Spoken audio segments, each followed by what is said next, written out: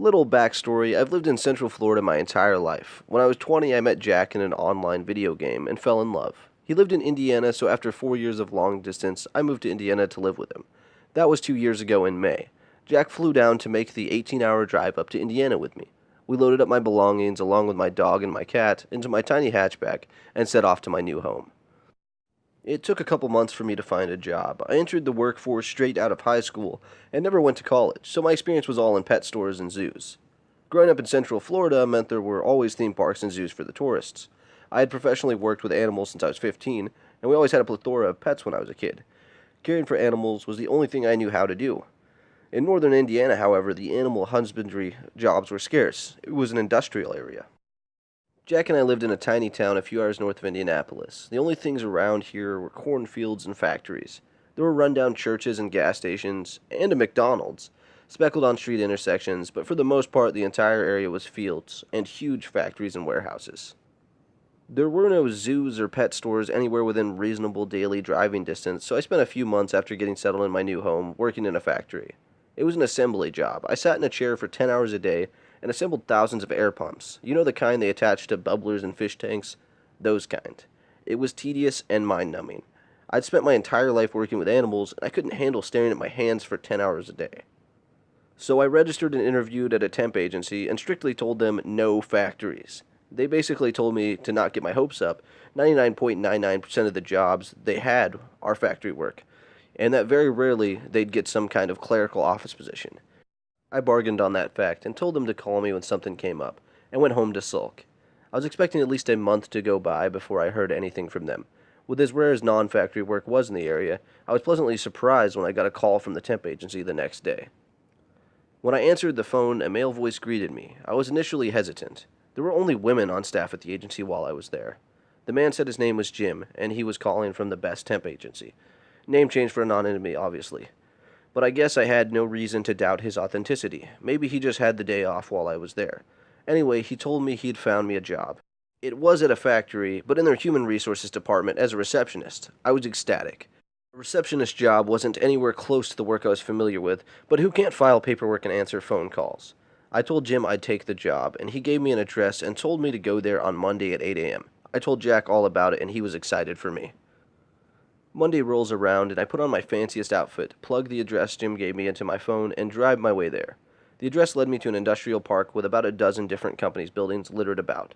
All in all, there were probably 15-ish huge warehouses and factories. The place I was looking for was on the outer edge of the park in the back. It looked like every other building there, huge white building, probably 30-foot ceilings, no windows, giant fans for what I assumed cooling, and giant garage-type doors for receiving. Nothing about the building seemed out of the ordinary. I parked and started for the door marked Headquarters. A woman was sitting behind the front desk, and I introduced myself as the new receptionist.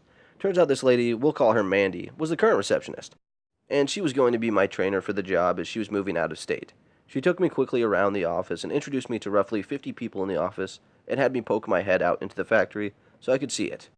It all looked similar to the assembly place I'd worked at earlier in the year. For 2 weeks, Mandy taught me to be the receptionist, and I took to it easily. I was on my own by the third week, and everything was going great.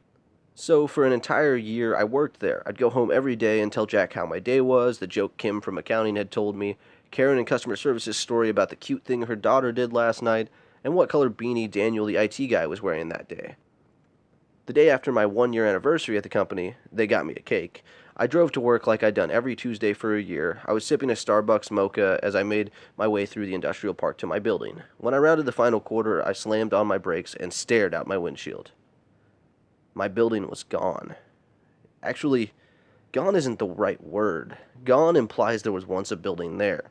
But the plot of land that I was 100% sure held my building was a normal forest of pine trees. There was a weathered "plot for sale" sign out front and an 800 number to call if interested. I put my car in park, got out, and walked hesitantly towards the sign. I peered around it, but saw nothing but trees. Tall ones, too. They were decades-old pine trees. They'd definitely been there longer than I'd been alive. I sprinted to the closest factory. The warehouse guys kept the garage door open on warm days, and they were lounging in the grass on a smoke break. They looked up at me warily. One guy stood up. I looked at him, panting, and pointed to the forest. "What?" The guy interrupted me. "Look, we don't want trouble from you. We seen you out there in the trees every day for a year, and we don't want to have to report you for trespassing. I blinked. Trespassing? He nodded at me. Yeah, we were about to call that 800 number on the sign when we seen you out there for the first time, but you was just sitting in the grass. We just assumed you was homeless, so we'd let you be, so long as you didn't cause no trouble. The other men nodded in agreement. I staggered. I don't understand. The man just shrugged at me. I think it's about time you found a new place to hang out. You spent enough time out in those trees. I took off towards my car, got in, and sped home. I'm sitting in front of my home computer, staring at my bank account. There was an obvious $300 from the company being deposited into my bank account every week. Where did that money come from? If I was crazy and had imagined an entire office for a year, was I seriously just driving to a forest and wandering around in the trees for 8 hours a day? I have an entire year's worth of memories from that office. There were over 100 people there, and I know more than half of their names and faces. Have I really gone insane? Update, I called the temp agency like Sirith Filliner suggested and asked to talk to Jim. One of the ladies there told me Jim had been killed in a car accident this morning on his way into work.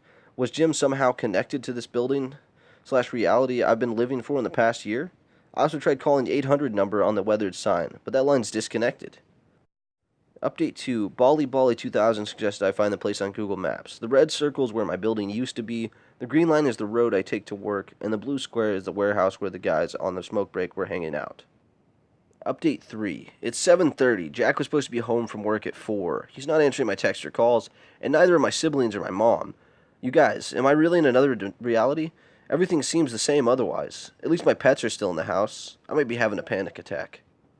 Last edit. I've been cuddling with my dog and trying to reach anyone that I know by any means. Calls, texts, Facebook. Even all my Steam friends are missing. I'm going to try to sleep. Maybe things will be normal tomorrow. I'll keep you guys posted.